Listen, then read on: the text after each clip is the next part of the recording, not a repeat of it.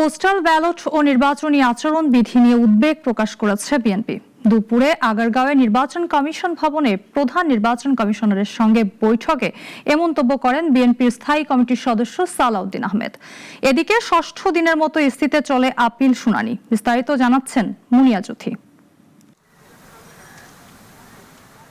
বৃহস্পতিবার আগারগাঁওয়ে নির্বাচন কমিশন ভবনে প্রধান নির্বাচন কমিশনারের সঙ্গে বৈঠক করে বিএনপির একটি প্রতিনিধি দলের নেতৃত্ব দেন বিএনপির স্থায়ী কমিটির সদস্য সালাউদ্দিন আহমেদ।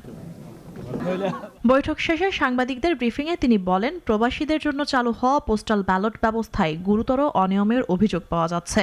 বিভিন্ন জায়গায় একটি বাসা থেকে 200 থেকে 300টি করে ব্যালট পাওয়া যাচ্ছে। আবার নির্ধারিত সময়ের আগেই ভোট গ্রহণ শুরু হওয়ার খবরও রয়েছে।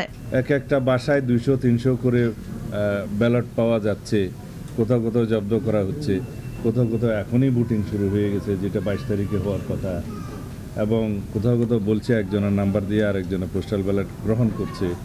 এইভাবে অনেক কিছু অনিয়ম হয়েছে।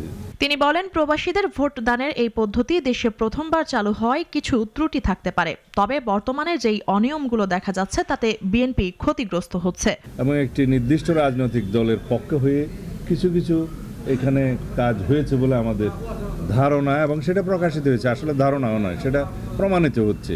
অনিয়মের স্পষ্ট ব্যাখ্যা চেয়ে তিনি বলেন, একটি নির্দিষ্ট রাজনৈতিক দলের পক্ষে পক্ষপাতমূলক আচরণ করা হয়েছে বলেও তাদের আশঙ্কা রয়েছে, যা বিভিন্নভাবে প্রকাশ পাচ্ছে বলে দাবি করেন তিনি।